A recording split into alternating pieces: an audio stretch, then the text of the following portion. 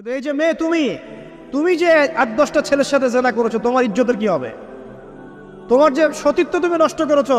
তুমি তো বিয়ের পর কোনো ঘরে গেলে সে হাজবেন্ডও বুঝতে পারবে তুমি আর সতী সাথী নও। তখন তোমার কি হবে?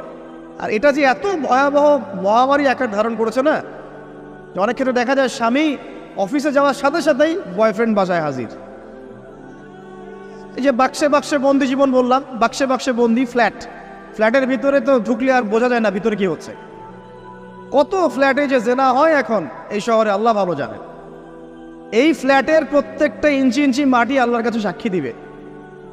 যেখানে যে মাটিতে বসে অবিবাহিত যুবক যুবতী জেনা করেছে আর বিবাহিত যুবক যুবতীরা এবং এই স্বামী স্ত্রীরা জেনা করেছে, এর ইঞ্চি ইঞ্চি মাটি আল্লাহর কাছে কথা বলবে।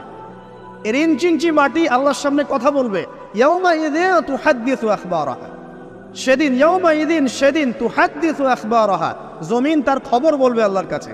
জমিনের কোথায় কোন পাপ হয়েছে সব বলে দিবে। এই জমিনে এখানে দাঁড়িয়ে জেনা করেছে, ওইখানে দাঁড়িয়ে মদ খেয়েছে, ওইখানে কাউকে খুন করেছে, জমিন বলে দিবে।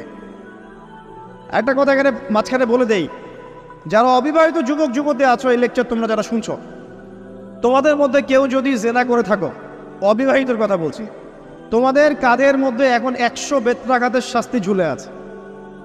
সূরা নূরের 1 থেকে 3 নম্বর আয়াত পড়ে দেখবে, অবিবাহিত যুবক যুবতী যদি জেনা করে তাদের শাস্তি হচ্ছে 100 বেত্রাঘাত, তাও জনসমক্ষে, এবং এক বছরের জন্য নির্বাসন। এই বিধানগুলো যদি পৃথিবীর কোনো দেশেও না থাকে, আসমানে আছে। মরার সাথে সাথেই এই বিধান কার্যকর হবে ইনশাআল্লাহ। বাঁচার মধ্যে কি একটাই উপায় আছে। এই লেকচার কানে চলে গেছে, অনতিবিলম্বে অজু করবে। অজু করে খালেসভাবে রাতের শেষ রাতে জায়নামাজ বিছাবে। জায়নামাজ বিছিয়ে আল্লাহর সামনে দাঁড়িয়ে 2 রাকাত নামাজ পড়বে। পড়ে নিজের পাপের কথা স্মরণ করে চোখ দিয়ে দরদর করে পানি ফেলে দিবে। আল্লাহকে সেজদায় গিয়ে বলবে, আল্লাহ আমি জেনা করেছি, আমাকে মাফ করে দাও। আমার এই পাপের কথা কেউ জানে না, তুমি জানো, মাফ করে দাও। এই মাফ নেওয়ার পরে আবার ওই যার সাথে করেছেন ওর সাথে আবার লিঙ্ক আপ করার চেষ্টা করেন না। আসো আমরা জেনা করেছিলাম, আসো বিয়ে করে নেই, এটা সলিউশন না। জেনা করেছেন, আগে তওবা করে ফিরে আসতে হবে, তারপরে পুরো জীবন ইসলামিক লাইফ লিড করতে হবে। আল্লাহ যদি দেখেন যে হ্যাঁ আপনি ঠিকঠাক তওবা করে আল্লাহর পথে চলছেন, আল্লাহ তখন আপনাকে নেককার স্ত্রী দিবে ইনশাআল্লাহ। এই একমাত্র রাস্তা যুবকদের জন্য এবং যুবতীদের জন্যও। যুবকরা না হলে পার পেয়ে যেতে পারে, কারণ একটা কথা সমাজে প্রচলিত আছে না, যে ছেলে মানুষের ইজ্জত তো সহজে যায় না, গোপন হয়ে গেছে, কেউ জানে না, আল্লাহ মাফ করে দিয়েছেন, সে হয়তো পার পেয়ে গেল। কিন্তু এই যে মেয়ে, তুমি যে 8-10টা ছেলের সাথে জেনা করেছো, তোমার ইজ্জতের কি হবে? তোমার যে সতীত্ব তুমি নষ্ট করেছো। তুমি তো বিয়ের পর কোনো ঘরে গেলে সে হাজবেন্ডও বুঝতে পারবে তুমি আর সতী সাথী নও। তখন তোমার কি হবে? বিবাহিত যারা আছে, এই যে দেবর আর ভাবি, এই যে শালি আর দুলা ভাই, মধুর সম্পর্ক না এগুলা? দাঁড়াও, এগুলো মধুর সম্পর্ক। দেখা যায় সুবহানাল্লাহ, এই যে আমার এখানে ফোন আছে না, আমাদের অফিসিয়াল পেজ আছে, অফিসিয়াল পেজে যত প্রশ্ন আসে দেখি ম্যাক্সিমাম জেনা কেন্দ্রিক, ব্যভিচার কেন্দ্রিক, পরকীয়া কেন্দ্রিক। একজন প্রশ্ন করেছে যে দোলা ভাইয়ের চরিত্র এত খারাপ ছিল, আর ওই মেয়ের বয়স তখন কম ছিল, 13 বছর বয়স। 13 বছর বয়সের মেয়ের দিকে সে চোখ দিয়েছে। যাকে বিয়ে করেছে তার সাথে তো সম্পর্ক আছেই, যাকে বিয়ে করেছে ওর সাথে তো সম্পর্ক আছেই। তারপরে আপনার শালির সাথে সম্পর্ক। এখন শালির সাথে তার 2 বছর ধরে সম্পর্ক করার পর সেগুলোর ভিডিও ধারণ করে তাকে ব্ল্যাকমেইল করছে যে যদি আমার সাথে খারাপ কাজে সে রাজি না হয় তাহলে এই ভিডিওগুলো ভাইরাল করে ফেল। এই যে অনলাইনের যুগ, এখন তো মানুষ নিশ্চিন্তে মানুষ যে একটা প্রাইভেট লাইফ লিড করবে সেটাও করতে পারে না। প্রাইভেট লাইফের সব কিছু রেকর্ডেড হয়ে যায়, হয় না? এটা একটা ফিতনা, মহাফিতনা। এখন সে রেকর্ড করেছে, এইভাবে ব্ল্যাকমেইল করে এই শালীর সতীত্ব নষ্ট করলো। 1 বছর 2 বছর না, 3 বছর ধরে।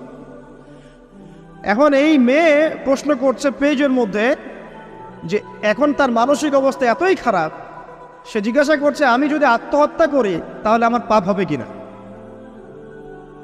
এই মেয়েটা যদি আপনার বোন হতো কি করতেন না? আল্লাহ না করুক এই মেয়ে যদি কারো মেয়ে হতো তাহলে কি করতেন আপনি? আপনার কাছের কেউ হলে আপনি কি করতেন? এখানে ওই শাস্তিটা না বলে সামনে যেতে পারছি না। শোনেন, যারা বিবাহিত ব্যক্তি হওয়ার পরেও পরকীয়া করেছেন, বিবাহ করার পরেও পরকীয়ার পাপে লিপ্ত ছিলেন বা এখনো আছেন, জেনে হোক না জেনে হোক করেছেন, অথবা এটা জেনে করেছেন যেটা একটা খারাপ কাজ তারপরেও করেছেন, রাসূলুল্লাহ সাল্লাল্লাহু আলাইহি ওয়াসাল্লামের হাদিস এবং আল্লাহ পাকের কালাম অনুযায়ী তাদের শাস্তি হচ্ছে কোমর পর্যন্ত মাটিতে পুঁতে ফেলে পাথর নিক্ষেপ করে রজম করে হত্যা করা। ইসলামিক যদি কোনো রাষ্ট্র থাকতো বা এটা যদি হতো, বা এটা যদি ইমামুল মাহদির যুগ হতো বা ওমর রাদিয়াল্লাহু আনহুর যুগ হতো, তাহলে এই শাস্তির বাইরে আপনি চলতে পারতেন না, যদি এটা প্রমাণ হতো। এই শাস্তি যদি দুনিয়াতে কার্যকর নাও হয়, আপনি যদি তওবা না করে মারা যান, তাহলে কিয়ামতের মাঠে এই শাস্তি আপনি ভোগ করবেন। খুব মজা লাগছে পরকীয়া করতে। সকালে একটার সাথে, দুপুরে একটার সাথে, আজকে একজনের সাথে রাত কাটান, কালকে আরেকজনের সাথে রাত কাটান, খুব মজা পাচ্ছেন। রাত্রেবেলা মদ খান আর হোটেলে রাত কাটান, সকালবেলা আবার অফিসে যান। আমাদের শহরের এগুলা কালচার কোত্থেকে আসলো? এই শহরকে পবিত্র করবে কে এবং এই শহরের আসল রূপগুলো স্পষ্ট করবে কারা? খুব মজা পাচ্ছেন এগুলোতে। সুবহানাল্লাহ। একটা বিষয় বুঝাই, ইসলামে কেসাস আছে, কেসাস। মনে করেন আমাকে কেউ হত্যা করেছে, আপনি তাকে হত্যা করতে পারবেন। মনে করেন আপনি কাউকে হত্যা করেছেন, ঠিক আমাদের লজের মতো, কেউ যদি কাউকে হত্যা করে তাকে ফাঁসি দেওয়া হয় না, এরকমই কেউ যদি কাউকে হত্যা করে, ইসলামের বিধান কেসাস করা, মানে হাতের বদলে হাত, চোখের বদলে চোখ, কানের বদলে কান, নাকের বদলে নাক, জানের বদলে জান, যদি প্রমাণ হয়। কিন্তু এখানেও হত্যাকারীর বাঁচার সুযোগ আছে। কিরকম? মনে করেন আপনি আমার পরিবারের কাউকে হত্যা করেছেন, আল্লাহ না করুক। এখন আপনি এসে আমাকে ক্ষমা চাচ্ছেন যে আমার ভুল হয়ে গেছে, আমি মুক্তিপণ, রক্তপণ দিব, আমাকে মাফ করে দেন। এখন আমাদের পরিবারকে আপনাকে বললো, ঠিক আছে আপনাকে মাফ করে দিলাম, আপনার কেসাস করার দরকার নেই, আপনি রক্তপণ দিয়ে দেন। তাহলে আপনি বেঁচে থাকার সুযোগ পেলেন। কথা বুঝতে পারছেন? একটা হচ্ছে মুরতাদ। মনে করেন কেউ ইসলামের কিছু বিষয়কে অস্বীকার করেছে, তাকে জেলখানায় বন্দি করে রাখা হবে, সুযোগ দেওয়া হবে যে আপনি কি এগুলো জেনে শুনে বলেছেন নাকি এর উপর অটল থাকবেন না ফিরে আসবেন। সে যদি বলে না আমি তওবা করলাম, আমি এগুলো থেকে ফিরে আসলাম, ও বেঁচে থাকার অধিকার পেয়ে গেল। কিন্তু বিবাহিত ব্যক্তি যারা ব্যভিচার করেছে, বিবাহিত ছেলে বা মেয়ে ব্যভিচার করেছে, তওবা করে যদি ফিরেও আসে, রজমের শাস্তি থেকে বাঁচার কোনো সুযোগ নেই। আল্লাহর কাছে ক্ষমা চান, ইস্তেগফার করেন। জেনার ফলশ্রুতিতে সমাজে মহামারী নেমে আসে। জেনা, পরকীয়া, অশ্লীলতার কারণে সমাজে এমন সব রোগ ব্যাধির উদ্ভব হয় যেগুলো কখনো ছিল না। এই শহরটা জেনার শহর। আমাদের এই ঢাকা শহর জেনার শহর। আপনাকে এটা বোঝার জন্য আমার লেকচার না শুনে আপনি পেপার পত্রিকা ঘাটেন, অনলাইন সার্চ করেন, দেখবেন এই শহরে আনাচে কানাচে জেনা হয় এবং ওপেন জেনা হয়। মানুষ জেনাকে হালাল মনে করে।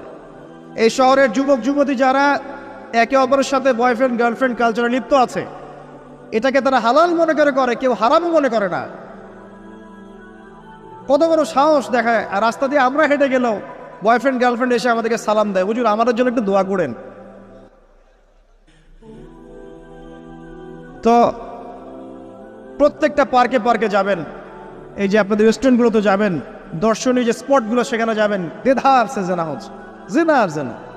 আমি এই যুগের কথাই বলছি। নবী সাল্লাল্লাহু আলাইহি ওয়াসাল্লাম বলছেন, আমাদের নবী বলছেন, আমার উম্মতের একটা অংশ, সবাই না, আমার উম্মতের একটা অংশ অবশ্যই জেনাকে হালাল করে নেবে, অবশ্যই মদকে হালাল করে নেবে, মদ পান করবে কিন্তু মদের নাম অন্য দিবে, এবং তারা গান বাজনা বাদ্যযন্ত্র নর্তকীদেরকে হালাল মনে করে নিবে। নবী সাল্লাল্লাহু আলাইহি ওয়াসাল্লাম বলেছেন, যখন সমাজে এরকম পাপ বাড়ে তখন সমাজে এমন সব রোগ ব্যাধি আসে যা আগে কখনো ছিল না। এবং এদের ব্যাপারে নবীজি বলেছেন, একদিন সকালবেলা আল্লাহ পাক এদেরকে বানর এবং শুয়োর বানিয়ে দিবেন। কিয়ামতের আগে এই ঘটনাও ঘটবে, বিকৃত হবে, ভূমিধস, ভূমিকম্প, ভূমিধস এবং আকৃতির বিকৃতি, এগুলো আযাব আসবে আল্লাহর পক্ষ থেকে। এই জেনা, এই ব্যভিচার, এই পরকীয়া, নোংরামি, অশ্লীলতার কারণে ঘরে ঘরে এগুলো বয়ফ্রেন্ড গার্লফ্রেন্ড কালচার। কেউ মনে করে না যে এগুলো হারাম, কেউ মনে করে না যে আমার এই যে সহপাঠী আমার গায়রে মাহরাম, এই গায়রে মাহরাম শব্দটাই নাই। কাজিন, চাচাতো বোন, মামাতো বোন, খালাতো বোন, এই যে কাজিন, এরা জেনা করছে। কি দেখা বাকি রেখেছে এই যুগে আমরা দেখছি যে নিজের মেয়ের সাথে পিতার শারীরিক সম্পর্ক। পেপার পত্রিকা পড়েন, একটু অনলাইন ঘাটেন, দেখেন কোন যুগে আছেন আপনি। সমাজের ন্যায় অন্যায় হক বাতিলের মানদণ্ডই উল্টে যাবে। মানুষ ন্যায়কে অন্যায় মনে করবে, অন্যায়গুলোকে ন্যায় মনে করে নিবে। কোনো মানদণ্ড নাই, কোনো মানদণ্ড নেই। আমাদের শহরের এই অবস্থা, শান্তিতে কিভাবে ঘুমাবেন আপনি? নিশ্চিন্তে থাকবেন কিভাবে? কখন যে আল্লাহর গজব চলে আসে। কোরআনে একটা আয়াত আছে, যখন আল্লাহ পাকের গজব আসবে তখন শুধু জালেমদের উপর খাস করে আসবে না। আলেমদেরকে জিজ্ঞাসা করেন, আলেম ওলামাদেরকে জিজ্ঞাসা করেন, যখন আল্লাহর গজব আসবে জালেমদের উপরে শুধু খাসভাবে আসবে না, সবার উপরে আসবে। তা আমি খুব ভালো মানুষ, ওয়াজ করছি, নসিহত করছি, পার পেয়ে যাবো এমন ভাবার সুযোগই নাই। আপনাকে আপনার সাধ্য মতো অন্যায়ের প্রতিবাদ করার চেষ্টা করতে হবে। লাতা'মুরুন্না বিল মা'রুফ, নবীজি বলছেন অবশ্যই তোমরা সৎ কাজের আদেশ করো। ওয়ালা তানহাউন্না আনিল মুনকার, অবশ্যই অসৎ কাজে নিষেধ করো। আও লা ইউশিকান্নাল্লাহু আন ইয়াবআসা আলাইকুম ইকাবাম মিন, অন্যথায় আমি আশঙ্কা করি তোমাদের উপর আল্লাহর পক্ষ থেকে বিশাল গজব আসবে। সুম্মা তাদউনাহু, এরপর তোমরা সবাই আল্লাহর কাছে দোয়া করবে, আল্লাহ গজব সরিয়ে দাও, সরিয়ে দাও। লা ইউস্তাজাবু দুআকুম, তোমাদের দোয়া কবুল করা হবে না। নবী সাল্লাল্লাহু আলাইহি ওয়াসাল্লাম বলছে মান রাআ মিনকুম মুনকারান, তোমাদের মধ্যে যে কেউ হুএভার হি ইজ, যে কেউ যদি কোনো মুনকার, নোংরা বর্জিত কোনো কাজ দেখে, তাহলে যেন ফাল ইউগাইয়ির বিয়াদিহি, তার সামর্থ্য থাকলে হাত দিয়ে যেন ঠেকায়। সামর্থ্য থাকলে হাত দিয়ে যেন ঠেকায়। যাদেরকে আল্লাহ পাক হাত দিয়ে ঠেকানোর ক্ষমতা দিয়েছেন তাদেরকে আল্লাহ জিজ্ঞাসাবাদ করবেন, কেন ঠেকালে না তুমি? জেনার লাইসেন্স দিলে কেন? মদের লাইসেন্স দিচ্ছ কেন? ঠেকালে না কেন তুমি? অন্যায় কাজকে ঠেকালে না কেন? যদি তুমি না পারো, ওয়াইল্লাম ইয়াস্তাতি, যদি সে না পারে, তাহলে ফাল ইউগাইয়ির বিলিসানি, তাহলে যেন মুখ দিয়ে সেটা প্রতিবাদ করে। এই যে মুখ দিয়ে প্রতিবাদ করার ক্ষমতা আলেম ওলামার আছে, যাদের হাতের ক্ষমতা নেই, মুখের ক্ষমতা আছে। সেটাও যদি না পারো, ওয়াইল্লাম ইয়াস্তাতি, সেটাতেও যদি সে সক্ষম না হয়, ফাবিকলবি, তাহলে যেন অন্তর দিয়ে ঘৃণাটা পর্যন্ত করে।